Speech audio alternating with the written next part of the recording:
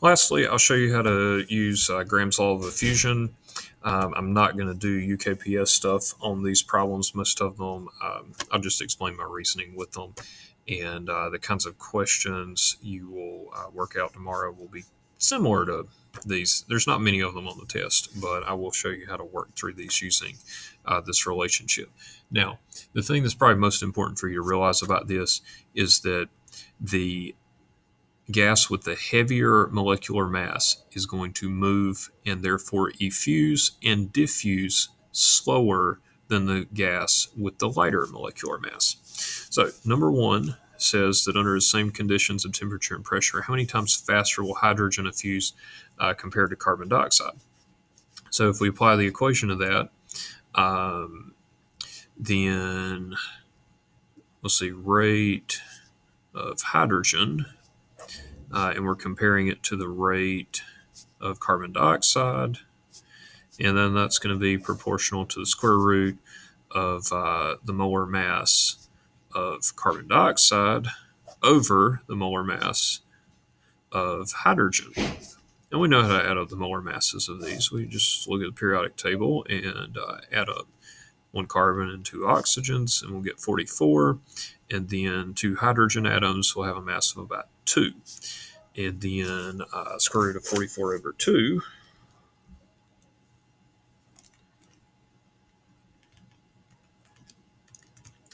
is 4.7. Okay, and what that means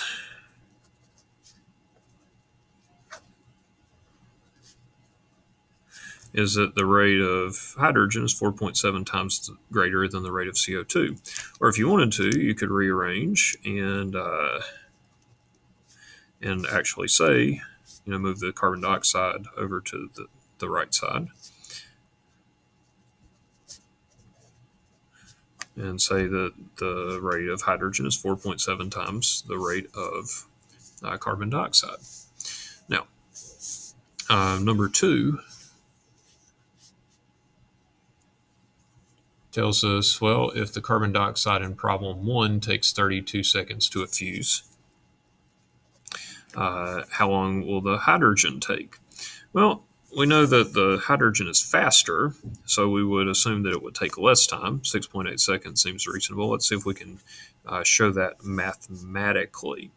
So we know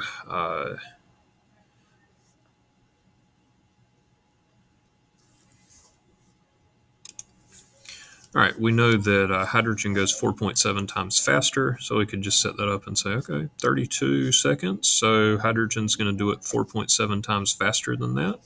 So that would mean we'd divide by 4.7, and that will give us 6.8.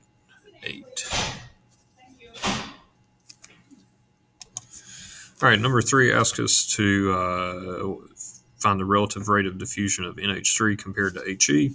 So let's do that.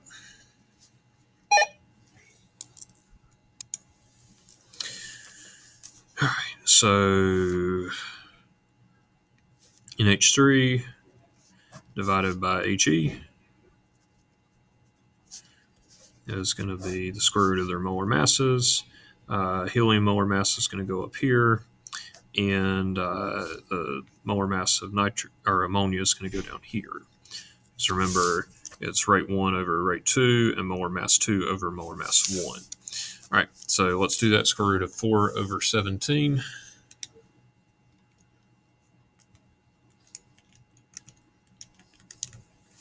All right, and when I do that, I get 0.485. Which they rounded to 0.49, which is reasonable. Okay. Now it asks us, does it diffuse faster or slower? We could have answered that before because it has a greater mass, so it's going to be slower. All right, number 4 asks us if the helium in problem 3 takes 20 seconds to effuse, how long will the NH3 take? Okay, so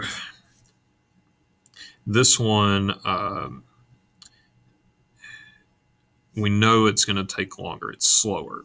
So we'll do the same thing we did last time. We'll take the 20 seconds and we'll divide it by the rate comparison. And when we do 20 divided by 0.49,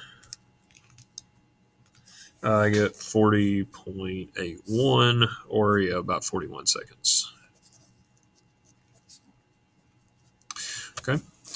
And then number 5, it tells us an unknown gas diffuses about 0.25 times as fast as He. What is the molecular mass of the unknown gas? I think there's an extra credit question. I think it's on the test like this. So maybe if you're watching this, this will actually help you.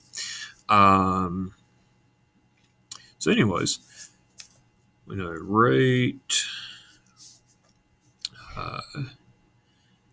of unknown gas over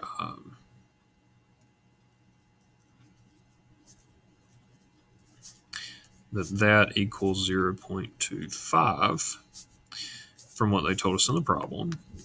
And then that would then equal the square root of the molar mass of helium over the molar mass of the unknown.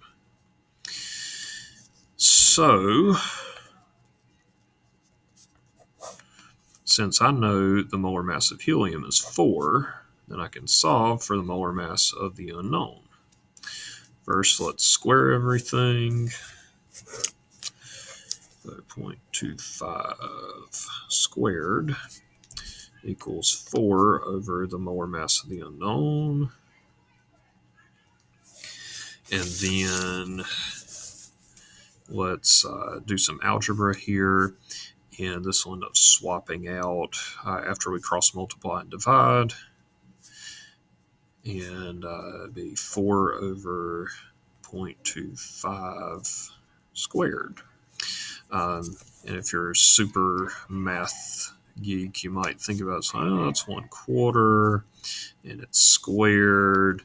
So that's going to be 4 over 1 over 16. And when you divide by a fraction, it's the same as multiplying by the reciprocal. So that's the same as 4 times 16. And 4 times 16 is 64. All right. And then we would have the answer because that's all they ask us. Another step you could take beyond that, if it was a common gas or you're given a list, you could identify the gas because you know the molar mass of the gas. So there you go.